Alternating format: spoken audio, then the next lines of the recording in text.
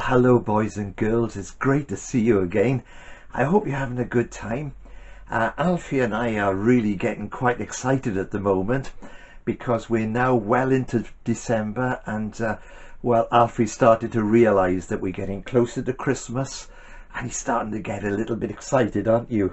Yeah.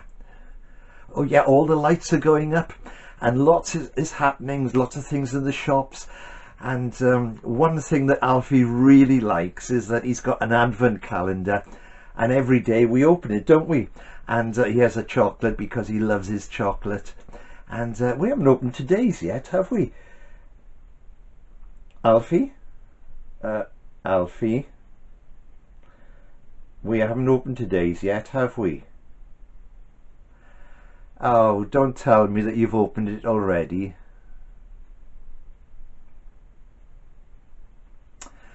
Oh dear, you should have waited. We were going to do that later. And now you've gone and spoilt it. Oh, honestly, Alfie, you and your patience. You've got something to tell me. What have you got to tell me? Alfie? It's not just today's that you've opened. How many have you opened? All of them? Oh, Alfie, that was supposed to last you till Christmas Eve, and you've eaten them all. What am I going to do with you? I don't care if they were very nice. You should have waited. You've got to learn to be patient. You've got a good idea? What's your good idea? We could go and buy some more advent calendars. I don't think so. You've had it now. I'm going to have to teach you to learn to be patient, I think. But you know, boys and girls, sometimes we can get a bit impatient, can't we? I know when I was your age in school, I used to get very impatient about Christmas time. And I couldn't wait for it all to happen. And the last week before Christmas, oh, I was terrible then. I just wanted Christmas to come, to be able to enjoy all the new toys and the food and everything else that's to do with Christmas. But you know, boys and girls, we've got a story today about somebody who was very patient and was willing to listen. So, shall we have the story? Yes, it's to do with Christmas. It's one of the first stories about Christmas. It all started with a young girl called Mary. And I'm sure some of you will know this story already. But Mary lived in the town of Nazareth. And she was excited because something really special was going to happen very soon. No, she wasn't going to have an advent calendar. She was going to get married. And she couldn't wait. She was going to marry a man called Joseph. And I'm sure she was getting lots of things ready. And she was really excited as she looked forward to the day when she'd go to live with her new husband, Joseph. But then something happened that was going to change everything. One day, she was in her house in Nazareth, when suddenly she looked around and somebody was standing there.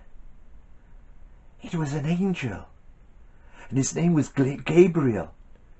And he said, "Don't be afraid, Mary, because I've brought a message from God for you."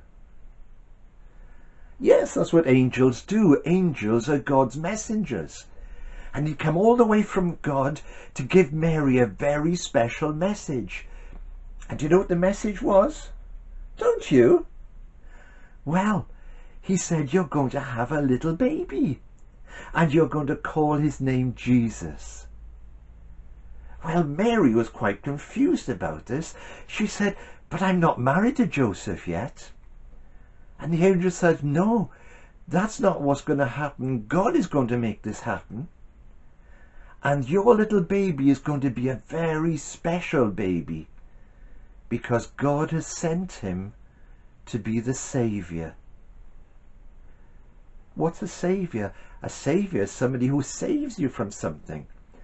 And Jesus was going to come so he could forgive us for all the bad things that we've done. All the lies and all the jealousy and all the pride and all the things that make us sometimes not very nice people when we disobey. And Jesus was going to be very, very special.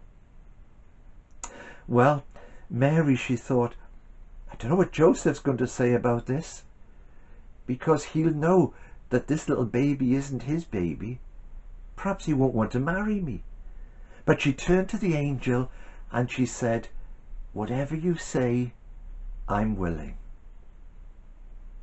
Well, time went by and Mary was going to have a baby. But then just before the baby was due to be born, a new rule came out from the emperor, the man who lived in Rome. And he said, everyone has got to go and have their names written in a book back in the town where they came from. And Mary and Joseph were descendants of King David, who came from Bethlehem. So they had to travel all the way to Bethlehem to have their names written in a big book. It was a long way, you know. It was about 70 miles. How do you think they went? No, they didn't catch a bus. There weren't any buses. They didn't drive. They didn't have a car. No, they might have walked. They might have ridden on a donkey. We don't really know. But it was a long, long way. And when they got to Bethlehem, both of them were really, really tired. Joseph thought, we better find somewhere to stay. So he went to try the inn. But the innkeeper said, I'm sorry, we're full up. Everybody's coming to Bethlehem today. My inn is full. And in the end, they ended up sleeping in a stable at the back of the inn. And that's where baby Jesus was born. And this little baby, Mary put him in a manger. Do you know what a manger is? No, you don't. Yes, I'll tell you. It's a cattle feeding trough. It's where the animals get their food from. It probably was pretty scratchy and itchy. Wouldn't have been that comfortable. But that's where Jesus was laid when he was a little tiny baby. You see, God kept his promise and he sent this special baby. Now there's a lot more to the story, and perhaps we'll have that in next week's assembly. But for now, I hope you have a great Christmas when it comes. I hope you're patient. Don't eat all your chocolates in one go like Alfie did. And I hope you enjoy your Christmas. But don't forget, it's all about Jesus coming into the world to show that God loved us. Thanks for listening, boys and girls.